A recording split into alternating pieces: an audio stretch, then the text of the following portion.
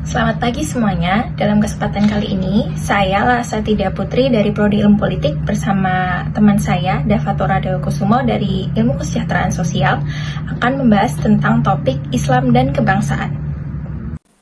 Permasalahan politik dan negara dalam pandangan Islam dibahas dalam ilmu fikih, bukan ilmu kalam atau yang bisa disebut dengan akidah. Hal tersebut dikarenakan permasalahan politik dan kenegaraan tidak akan membuat seorang muslim keluar dari Islam atau yang disebut murtad. Selain itu, permasalahan politik dan negara termasuk dalam wilayah pemikiran para ulama atau yang biasa disebut dengan ijtihad, sehingga hal tersebut tidak dipandang sebagai kebenaran absolut. Sistem politik masing-masing negara disesuaikan dengan ijtihad ulama setempat. Misalnya di Indonesia, para ulama setuju bahwa apapun sistem politiknya, selama tidak bertentangan dan memenuhi prinsip serta tujuan pemerintah dalam fikih politik, fikih siyasah, maka hal tersebut tidak bermasalah. Para ulama juga menjadikan parameter fikih siyasah untuk menetapkan apakah sebuah negara telah sah menurut syariat atau tidak. Parameter tersebut antara lain kemampuan suatu negara dalam memelihara agama dan kemampuan dari suatu negara dalam mengelola kepentingan rakyat. Selanjutnya, kewajiban dalam politik dan kenegaraan bagi umat Islam adalah mengangkat kepemimpinan politik atau yang bisa disebut Nasbul Imamah. Bahkan, tiga ulama besar Muslim yaitu Imam Al-Ghazali, Imam Al-Mawardi, dan Ibnu Khaldun mengatakan bahwa hukumnya adalah fardu kifayah bagi umat Islam untuk mengangkat kepala negara atau Nasbul Imam dan membentuk pemerintahan atau Aqdul Imamah atas dasar ijma. Adapun tujuannya dari diwajibkannya Nasbul Imamah antara lain untuk mencegah kekacauan, menjadikan pemerintahan sebagai syarat terlaksananya kewajiban agama, dan melaksanakan hukum syariat serta penegakan keadilan. Para ulama dan kaum intelektual Islam kontemporer menambahkan beberapa prinsip bernegara dan penyelenggaraan pemerintahan dalam Islam yang disyaratkan Al-Quran dan Sunnah antara lain musyawarah atau syura, keadilan, kebebasan, persamaan, dan pertanggungjawaban pemimpin atas berbagai kebijakan yang diambilnya. Terdapat 4 tipe negara Muslim menurut pengakuan konstitusinya. Pertama, negara yang menyatakan dirinya sebagai negara Islam. Contohnya adalah Arab Saudi, Iran, dan Afghanistan. Kedua, negara yang menyatakan Islam sebagai agama negara. Maksudnya adalah negara yang negara tersebut tidak menyatakan dirinya sebagai negara Islam, tetapi menyatakan bahwa Islam adalah agama resmi negara. Contohnya adalah Mesir, Bangladesh, dan juga Malaysia. Ketiga, negara-negara yang tidak memiliki penegasan konstitusi tentang agama negara. Contohnya adalah negara kita sendiri, Indonesia, dan Suriah, serta Uzbekistan.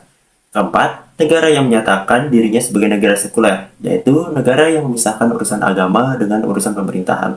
Contohnya adalah Turki, Senegal, dan Azerbaijan. Nah, kira-kira mengapa hal ini dapat terjadi? Sebab Quran sendiri tidak menjelaskan masalah kenegaraan secara jelas dan rinci, melainkan hanya prinsip, nilai, norma, pelaksanaan pemerintahan. Selain itu, sunnah Nabi juga tidak memberikan rincian tentang sistem negara dan bagaimana pelaksanaannya. Rasul juga tidak memberikan rincian terkait bentuk dan sistem negara termasuk kewenangan dan kekuasaan lainnya. Namun, terdapat hikmah di balik suatu hal yang terjadi, termasuk dengan fleksibilitas bentuk negara. Di antaranya adalah kekuasaan dalam menentukan sistem pemerintahan yang paling cocok, lalu juga untuk menjawab perkembangan zaman yang begitu cepat, dan yang terakhir, untuk menciptakan sistem sesuai kebutuhan masyarakat setempat. Jika kita ingin berbicara tentang bentuk negara, terutama negara Muslim, kita juga perlu membahas tentang kelemahan dari keberadaan suatu negara agama. Salah satunya adalah sakralisasi pemerintah. Yang dimaksud di sini adalah adanya seorang pemimpin dalam pemerintahan di mana seorang pemimpin ini seolah-olah dia merupakan utusan Tuhan. Jadi apapun hal yang dilakukan, apapun keputusan atau kebijakan yang diambil olehnya menjadi absah, menjadi legitimate karena atas dasar dia mendapat perintah dari Tuhan. Maka siapapun yang melawan seorang pemimpin ini atau pemerintah adalah seorang yang melawan Tuhan. Selanjutnya adalah bahwa negara agama itu cenderung sulit menghadapi perubahan. Maksudnya perubahan di sini adalah karena pemerintahan diselenggarakan berdasarkan asas dan hukum agama, maka pelaksanaannya cenderung kurang fleksibel karena eksekusi atau pelaksanaan peraturan-peraturan yang ada di pemerintah hanya berdasarkan hukum agama dan nilai agama. Dan selanjutnya adalah diskriminasi minoritas agama. Apa yang dimaksud diskriminasi minoritas agama? Yang dimaksud adalah walaupun terdapat berbagai macam agama dalam suatu negara, pasti akan ada satu atau beberapa agama mayoritas yang akan tetap lebih dominan. Dan dominan di sini dalam arti itu entah prinsip-prinsip yang diterapkan dalam hukum negara, mungkin dasar-dasar pendidikan, dasar-dasar kurikulum pendidikan dasar, maupun bagaimana seseorang pemimpin memamerkan citra dirinya kepada publik. Dan yang terakhir dari kelemahan negara agama adalah sulitnya suatu negara agama dalam bergaul di dunia internasional. Negara ini akan cenderung kaku dalam beradaptasi dengan nilai-nilai yang diangkat di platform internasional. Nilai-nilai agama yang cenderung kaku akan menghambat suatu negara agama untuk menyesuaikan hukum nasionalnya yang berbasis agama dengan hukum-hukum atau nilai-nilai internasional. Berikutnya adalah konsep negara bangsa yang mungkin terdengar baru, apalagi jika kita berbicara dalam konteks sejarah Islam. Jadi setelah Kesultanan Utsmaniyah runtuh pada tahun 1922, terbentuk banyak kesultanan atau keamiran dan wilayah-wilayah kecil dengan pemimpin atau sosok tokoh yang memimpin di wilayahnya masing-masing. Sebab itu juga bangsa-bangsa barat seperti Portugal, Prancis, Inggris dapat lebih mudah menguasai wilayah-wilayah pecahan bekas Kesultanan Utsmaniyah. Namun seiring berjalannya waktu, banyak dari bangsa-bangsa tersebut yang dikuasai menuntut dan memperjuangkan untuk mendapatkan kemerdekaan, dan dari sinilah muncul konsep nation state atau negara bangsa. Era pasca kolonialisme ini identik dengan kekuatan raja yang sudah lemah. Semangat nasionalisme pun menjadi populer dan mulai membuat orang sadar akan identitas mereka dalam suatu bangsa, di mana hal ini didasarkan atas pengalaman, khususnya sejarah yang dilalui adalah sama atau sejalan. Ketika kita berbicara tentang konsep negara bangsa ini, kita juga perlu memperhatikan bagaimana suatu negara bangsa ini dibentuk.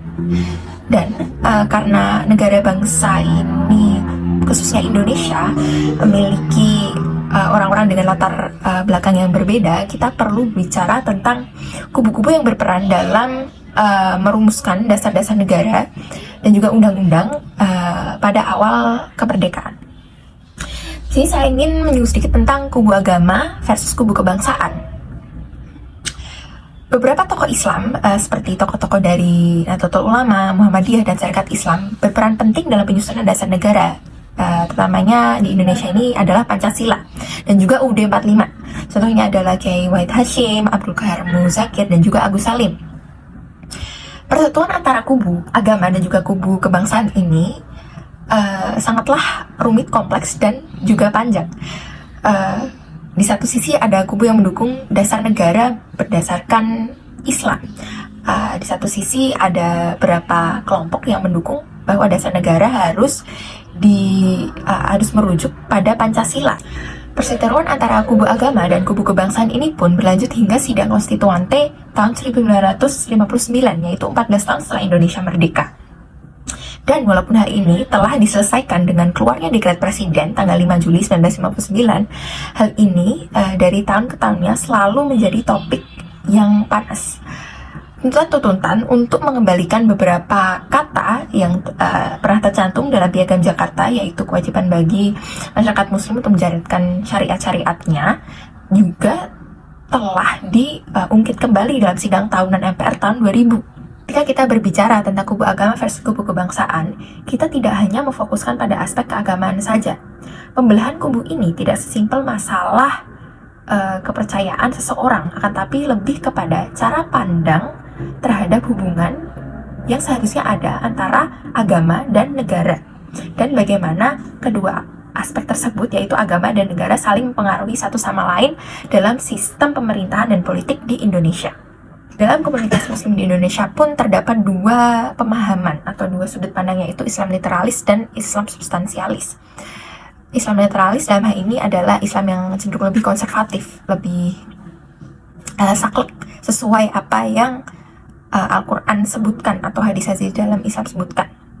Sedangkan pemahaman Islam yang substansialis ini cenderung mementingkan semangat-semangat atau nilai-nilai sudah tercermin dalam kehidupan berbangsa dan bernegara. Dalam membahas topik nilai-nilai Islam dalam kehidupan berbangsa dan bernegara, terdapat 4 nilai yang perlu kita fokuskan. Yaitu yang pertama, ruhut tadayun, adalah semangat beragama. Yang dimaksud di sini adalah pemahaman terhadap nilai-nilai Islam yang moderat dan damai, tidak condong ke kiri maupun ke kanan, tapi di tengah-tengah. Kedua adalah semangat cinta tanah air atau ruhul watoniyah. Sebenarnya bisa dibilang bahwa ruhul watoniyah dan ruhul ta'adudiyah ini sama-sama saling berhubungan. Karena ruhul ta'adudiyah ini berarti mempertahankan kebinekaan dan menghargai perbedaan yang ada di dalam masyarakat.